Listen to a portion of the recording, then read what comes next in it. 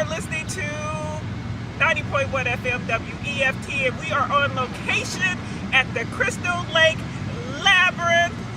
Yay! So we can get our centering on and learn some powerful benefits of meditation. I have with me here today Dr. Pam Blosser from the School of Metaphysics to talk about meditation and all of the benefits, and as well as the School of Metaphysics and what's it all about. So we are bringing more to you as we do another episode of Health in Soulful Being in conjunction with Urbana Public Television, heard on Sunday evenings, or shall I say, seen on Sunday evenings at 9:30, Channel 6 for Comcast users, Channel 99 for AT&T Uverse users, and of course you hear it live on Thursday morning menu with me, Renee Angela, bringing you soul, fullness of soul, music news and commentary and interviews that makes your soul full. Dr. Pam, welcome. Thank you for coming and sharing your knowledge with us and the public at large. How are you? I am great. Wonderful. Well, we can just get right into this interview. First of all, I would like for you to just kind of give my listeners and viewers a little bit of background about yourself and about the School of Metaphysics. And so, all right. Just a little bit. Well, the spiritual path is something that I've always been interested in my whole life. I was really active in my church, and when I traveled abroad and I lived in Japan, did Zen meditation. Oh, wow. Actually, I don't call it meditation. Did Zen. And actually, every country I've ever been to, I've gone to the temples. All right. I wanted to go to where the people worship. Okay. So that's always been a very, very important part of my life. And I had traveled around the world, lived overseas, came back to the United States, and that's when I found the School of Metaphysics. And there was a lot in the School of Metaphysics that I really wasn't that familiar with, like the mind over matter, that kind of thing. So I was introduced to a lot of things that I hadn't done before, which was really good. So I learned, the basic things about the School of Metaphysics are training the mind, honing the mind so that it can be your tool that you can use for your life, bring out your potential. And so that begins with you learning how to focus your attention and concentrate. That's the basis of anything, whether it's a relationship, a job, school. It's the basis of anything that you want to do. When your concentration improves, everything improves in your life. And concentration is a forerunner to meditation. Oh, okay. Because if you try to sit down to meditate and your mind is scattered and going every which direction, it's very, very hard to meditate. So in the School of Metaphysics, the students don't even get meditation until they have been concentrating for 6 lessons, and then they get meditation. But the school also offers, it's a comprehensive study about the whole self. It includes things like dream interpretation and really how to bring out your potential, how to really be who you are meant to be and fulfill your purpose in life. The full authentic self. Absolutely. And that really is the crux of the school. And there's a lot more to it, but that really is like the essence of the school. Wonderful. Well, you were saying that the forerunner to meditation is a concentration and focusing. What are some good techniques or exercises that one can do to help rein their mind in and bring it down? Because like you said, a lot of times we're scattered, and then a lot of time, and then people tend to want to just jump into meditation, and they're saying, oh, well, it doesn't work for me. I can't quiet my mind. Right. But that's probably because they hadn't tried to learn to focus it first. So what are some exercises or techniques that people can do to bring their mind down to a focused thought? A very widespread practice in a lot of practice. In fact, when I did Zen, this was the very first thing that my priest, the priest that I was under, had me do. And you can find this in a lot of different religions of practices like yoga. And it's basically watching your breath, the inhalation and the exhalation. Just being aware of your breathing back in and out. And I I've even noticed that people don't even realize they don't breathe properly a lot of times. Right. So I know for me, myself, I didn't realize that when you inhale, you're supposed to be kind of ballooning your stomach, and then you relax and exhale into that realm. And so I've noticed that a lot of people don't even become aware that they're not breathing properly. So even in the breath, they might just be... Or not even breathing. Yeah. I mean, sometimes we don't even breathe. Right. We forget. If you start getting tense, sometimes you actually stop breathing. Yeah. And when you're not breathing, of course, your body's not getting oxygen, or if you breathe really shallowly, your body's not getting the oxygen that it needs, and therefore you're tired. Yeah. And taking a few deep breaths, if you're feeling tired, taking a few deep breaths can make a big difference. Oh, see, I didn't even know that. I'll have to try that. When I start feeling tired, just take a couple of deep breaths. Right. I was speaking with a yoga instructor several weeks back, and interviewing her for the show, and I remember her saying sometimes, like when you start, like you said, tense up or get angry or something like that, that if you just let out this something like that just makes everything come down and get you regulated in your breath. Does that also have an effect on your mind as far as your theta and the beta levels as well? Yes.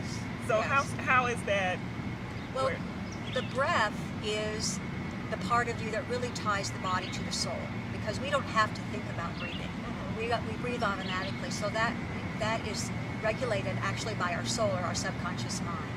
So when you start intentionally breathing, then it quiets the body, it quiets the mind, and in doing that, it does change the brain waves. Okay. In fact, I was at the Parliament of the World's Religions a few years ago, and there's a woman who had done, at the University of Chicago, who had done research in what occurs in the brain when you just basically watch your breathing. Okay. And try to remember exactly what one of them was that the limbic system was activated, and the endorphins were excreted. So you have a good feeling. The limbic system has to do with your feelings, so it is calming. It's definitely very calming to the body and the mind as well. And get you all into that oneness. Okay, so what is meditation? For those of people who are just completely, they've heard it, they don't know, but they really don't know, they just heard the term. What is meditation? Right. And since meditation has come over to the United States, like it was really introduced, a lot of the Eastern religions were introduced with the Parliament of the World's Religions in 1893. And in the last 100 years, there's been a lot of widespread yoga, Buddhism, Zen, and all this meditation has come into it. And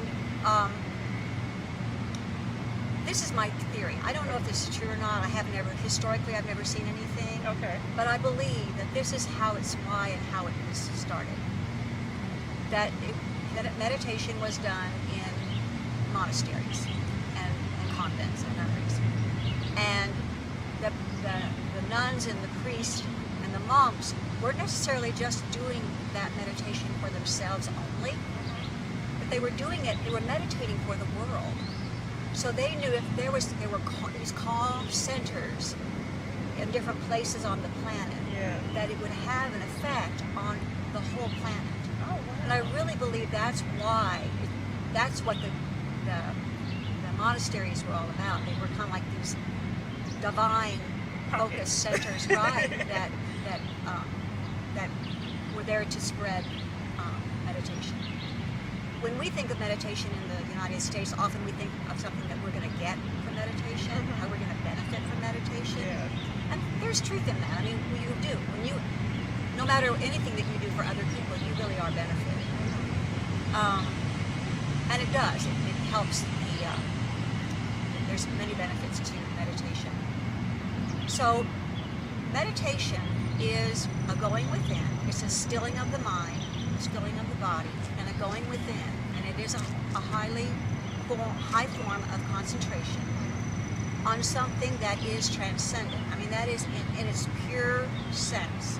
That is meditation. There's a lot of practices that are done under the umbrella of meditation. But what are some of those practices? Like the guided imagery, the things that you get on tape. Okay, listen to those. I wouldn't call those meditations. There definitely are prerequisites to meditation, but you meditate. Music, people listen to music, which is great. Yes. All of these things, there's nothing wrong with it, but in the pure sense of the word, it's not meditation. Okay. It's like a prerequisite to meditation. Oh, okay. Even the, when you think about the beads that we have in the religions, Yes.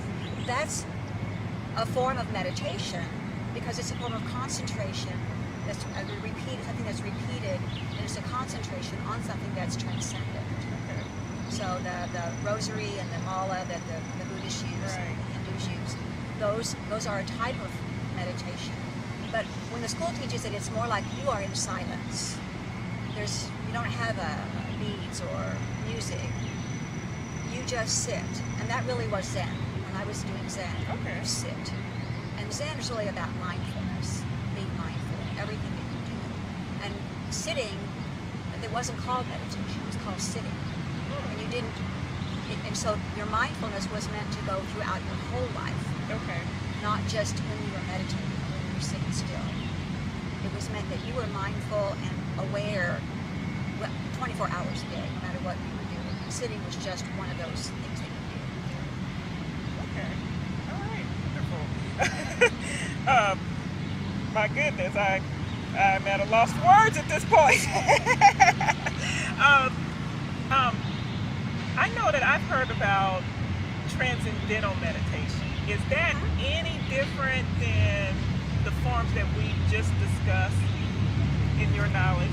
What is that? Because I've been hearing a lot about TM, transcendental meditation. Oprah's talked about transcendental meditation.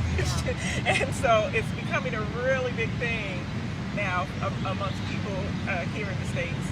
So I was just wondering what was the difference in a sense. In transcendental meditation, a person receives a mantra.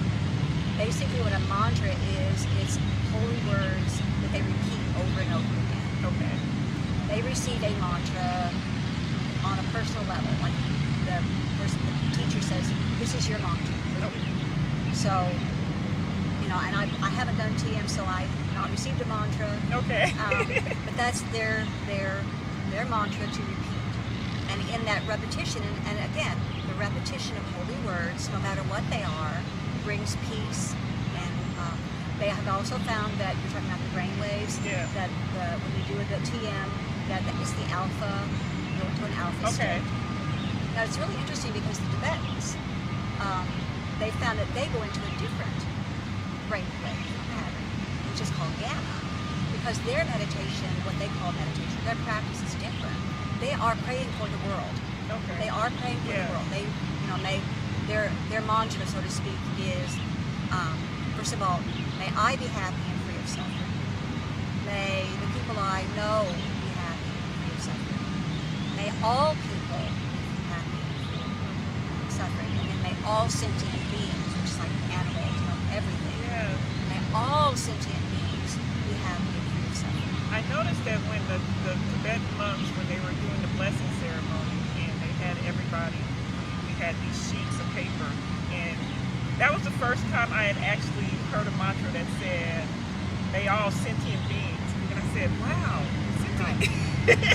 So I was like, I have to ask that question, about these sentient beings and why incorporate the sentient beings, because most people would be like man or human or something like that, because that's probably what we've been conditioned to, without thinking of the animals and the plants and everything that is in existence in our perception or views or anything like that. So I thought that was a very interesting way to pray in that sense of let's encompass all. So I thought that was really cool. Now, I guess that's another reason why I believe that the monasteries, they were praying for the world. They were praying that the world be saved or whatever their prayers were. They were praying for the world.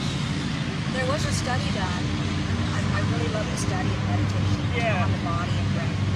And there was a study of two groups of people. One group was doing that prayer, the Tibetan prayer. Another group was just talking about the things in the world that need to change and how they can change. And then after a time, after they'd done that, they put both groups under some kind of kind of pressure they were under. And they wanted to see how their body would respond. And the only thing that they found, which was very interesting, was that the group that had done the Tibetan prayer, there was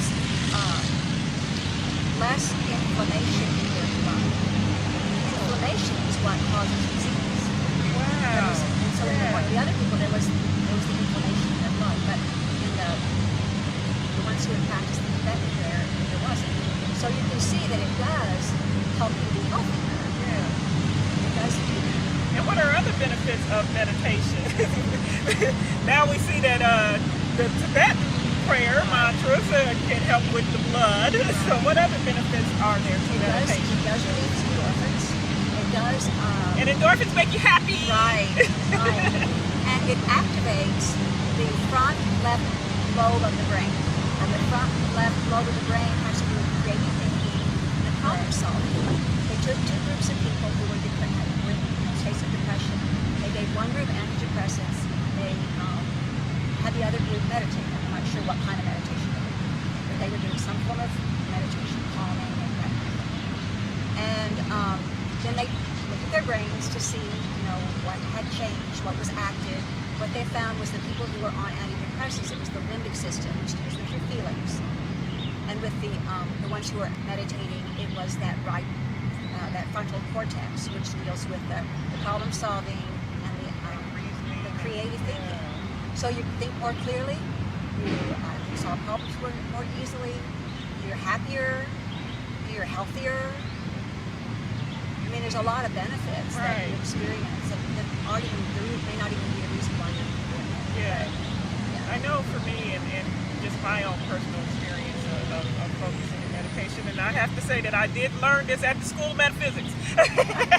I mean, to really hone in, and what I noticed was at first it was that wanted to have that, or shall I say, I wanted to have that same experience that you hear on television, where people are like, I'm seeing lights and I'm floating and all this other stuff. And I'm like, I felt like a failure sometimes because I'm like, well, I don't see any light, But I noticed that as I was focusing more, as I was meditating more, as you guys had taught me, that I was a lot calmer in those stressful situations. So it was like I didn't fall off the handle.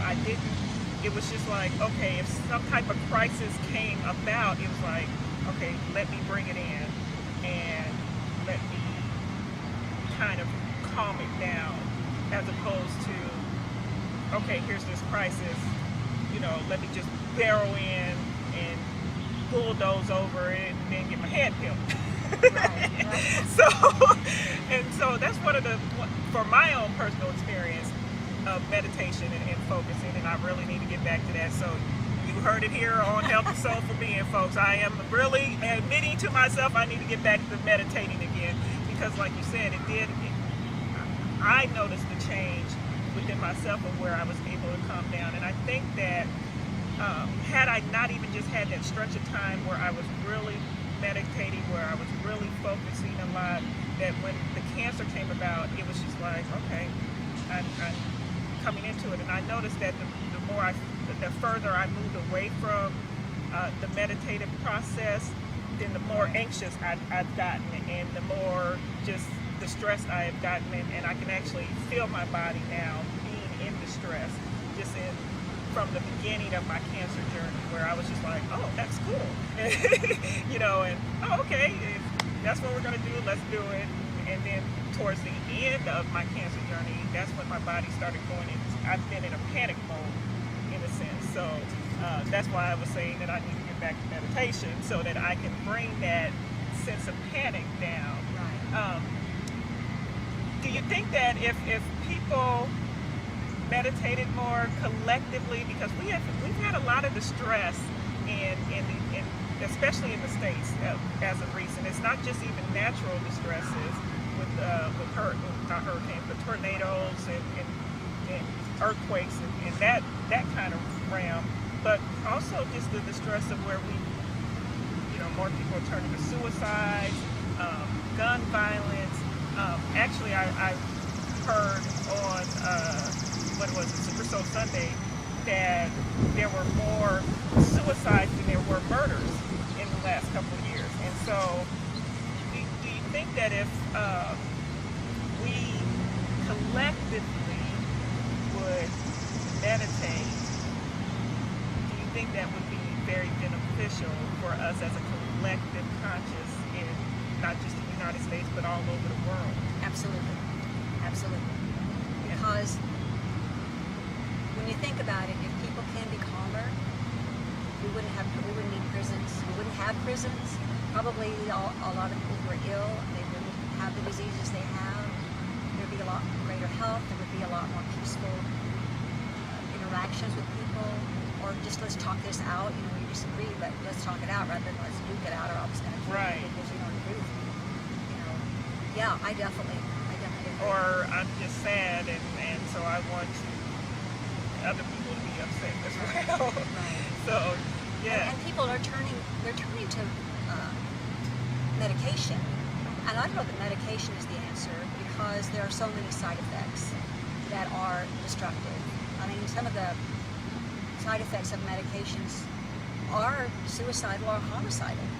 You know, I just a little side note on my own personal experience. I remember being on some antidepressants at one time, and I had, I believe, the most suicidal thoughts of where I would just drive down the street and I'd be like, okay, what if I ram my car into this pole? You know, I would think these crazy thoughts like that, and I'm not negating medications because I you know, for people who have that chemical imbalance and if it does help immensely, but like you said, sometimes you have these side effects and then you go to the doctor and say, you know, I had the craziest thought or something like that, and then they want to give you a medication for the side effects, or you know, a pill to get them up in the morning, a pill to make them go to sleep, a pill for them to function through the day, or you know, when it just might be 5 minutes of meditation that will last you throughout the whole day, right, as opposed to that 10 seconds that it takes you to get the water and pop the pill. Absolutely. So, the students do, they start out with a 10-minute concentration exercise, and really, if they do that religiously every single day for 10 minutes, amazing things occur for them. It's amazing to me. yeah. You know, people who've gone to counseling for years and gotten so far with it do the concentration exercises for a month or two, and they get further in a month or two with that, just with doing that concentration exercise, than the years that they spend with their counselor. And I'm not putting counseling down because it's got its place and it's valuable. Yes. But it's just showing the power of And from my of a own mental personal exercise. experience, I was in counseling therapy for like 5 years, and I really felt like I never, and this is me personally, like you said, I'm not trying to negate therapy because it works. For my own personal experience, I felt like I got nowhere, but when I was doing the concentration exercises at the school, within weeks, Right. I unlocked some things about myself that I was like, whoa, wow, that's, you know, that's cool to bring the light. And I felt like, as I said, when I got to this point in my space last year where I found out about the cancer, I was a lot calmer because there were certain things that I had already dispelled about myself and had already brought the light. And so one of the first things that happened with the cancer journey, I was like, okay, this is a spiritual thing too, you know. So so I did not panic as much, and it radiated a lot better because then I started attracting. I cannot say enough about the cancer team that I had. I mean, from my surgeon to my oncologist, to the chemo nurses. I had angels. They were all named after angels. And then one was named Grace. So I had like these archangels that were my chemo nurses. And so I was like, I felt like that was all an attractive force because that I started off the year so wonderfully with learning to focus my thoughts, learning to meditate so that everything wouldn't just go whoosh. There would probably even maybe 2 2 or 3 years ago, I probably would have been in a constant state of panic, and I think my healing process has actually escalated and became faster because of that experience of meditation and saying this is a spiritual, or in concentration, we're saying, okay, let me look at this from a different perspective. I always love when people say dis-ease instead of disease, because I really believe that's what it is. It's a dis-ease, and then if you look at it from that perspective, you can say, what is the dis-ease as opposed to what is the disease? This disease is killing me. So I think the benefits of meditation is amazing, and so as we are moving towards the benefits of meditation, why don't we just kind of you show us some of the exercises or poses or practices in form, so that people can see this in form, and we'll just talk it out. There's, So, we can go from very simple okay. to more advanced. So because just sitting, it is not good to lie down to meditate. You're going to fall asleep. Yeah. It's not the right pose for meditation. So you're just kidding yourself if you think you're meditating and you're lying down. So the basic idea is whether you're sitting in a chair or sitting on the floor, whether you're sitting, some people think I have to sit in this, cross my legs up, tie them in a knot, and all this. The Buddha pose. Yeah, that is an excellent pose. There's nothing wrong with it. But you can achieve pretty much the same thing, maybe not exactly, but very close to the same thing, by sitting in a straight back chair. So I'm going to show you if you were to sit. Okay. In a chair. All You right. want it to be a straight back chair without arms. So I'm going to move in a little bit. All so right, the we're arms going to and move in. the So bench aren't. no armchairs. You don't want any with a cushy, straight back. You don't want any cushy couch or easy chair. You want a straight back, like a dining room chair or a kitchen chair. Okay. Without any arms. All right. You're going to sit with your spine straight. Now, what the spine straight means is that the spine is in its natural curve. Okay.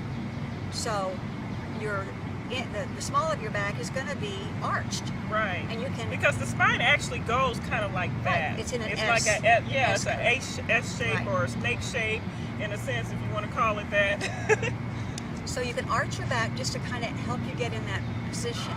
And if you feel like your back is not strong enough to hold you there, if it feels like it's a strain, then put a small pillow in the small of your back. That way you can lean up against and it. that's just your lower That's lumbar this part right here. Yes. This part right there.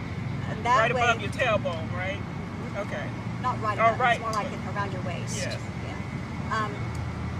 That way you can be supported, but you can hold that posture, because it's real important for the spine to be straight and the head to be on the top, perched right on the top of the spine. Okay. Well, another way that you can get the proper alignment is to feel like and you can even do this with your hair, feel like there's a string, or even just pull your hair at the very top of your head up, and it really will pull everything into alignment. It's kind of like those marionette dolls. Right.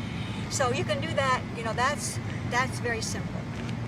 You can sit another thing, when you sit in a lotus position, your legs are out. So it's always good to spread your legs out. Okay. This also helps you to get in your spine in a better, and it's easier to sit that way when your legs are spread. Okay. You want to feel, this is one of the things you want to feel. You want to feel rooted to the earth. So your feet are flat on the floor, rooted into the earth, and your head is in heaven. All right, so you're bringing heaven and earth together in your meditation. So doing this, it opens your body up to receive, because part of meditation is about receiving. It's not about getting. It's really about receiving. Okay. So if you spread your legs out, it really helps to get the spine in its proper position and get that open feeling. Right. You can just put your hands, there are different positions you can do. If you find, this is good with your palms open, that's good. If you just want to do this, the Buddha, if you look at most of the Buddha statues, he's sitting like this, which is okay too, it's good. Now, is it It's do right over left, or do you do left over right? I'm backwards. That's debatable. That's debatable. I've looked at, and I want even seen Buddha's Do what? Yeah. this position. Like but- Avatar. But with the, Okay, got it. when you want to sit on the floor or the ground, Okay. you don't have to have a pillow. The reason that pillows help is, again, it elevates your hips. Okay. If your hips are lower than your knees, then it's easier to sit. All right. Okay? Sitting like you did in school, you know, what they call Indian Indian fashion, style. Taylor fashion, whatever they call it now, is not a good position. Okay. Okay? So, what you can do is you can sit with one leg in front of the other like that. Where you want, again, you want your knees higher than your hips. Okay. If you can do it. If you can do it. All right. You've got long legs, so you need I need elevation. pillows, yeah. If you're really limber and you want to do it, you can do a half lotus, which is one leg up here. And I don't know that I can do the full lotus anymore. So, but the other one is bringing the other foot I can't do over the here. full lotus. I don't even think I can do the half lotus anymore. But just like this is good enough. Okay. And again, wherever you put your hands, whatever seems to be comfortable for you, that helps you to be in an open position. And of course, again, your spine needs to be straight. So that's, pretty much sitting on the floor. And again, if you find that your back is not strong enough to hold you up, go and get up against the wall, put a little pillow in that small of your back to support you until you can get strong enough. Cool. So, what's a good time frame of doing meditation as far as length? Well, I'd say start out slowly, maybe 5 minutes to start out with. There might be like a Saturday morning where you want to do longer. But even if 5 minutes is all you can fit into your day, that makes a difference. That really makes a difference. So, some people meditate for much longer. Some people meditate, go on sessions, they're called sessions, where they meditate the whole day. Oh, wow. I meditate anywhere from 30 minutes to an hour. Okay. So meditate. Some people meditate 30 minutes in the morning, 30 minutes at night. But again, just whatever. Sometimes it's good to make yourself sit. Even though your mind is going crazy or your legs are falling asleep, just to go ahead and sit through that. Sometimes that's good. Sometimes it's good to just say, this is as much as I'm going to be able to do today. This is it for me for today. Okay. And that really is going to be up to each person and their lifestyle and what they're capable of. Right. Oh, well, goodness. Thank you so much, Dr. Pam, for coming and teaching us about meditation. What are some upcoming events that's going on at school? I also know that you have a class through the Parkland. I do. I have a meditation class through Parkland College, and I teach a little bit of this. I teach a whole lot more than what you got today.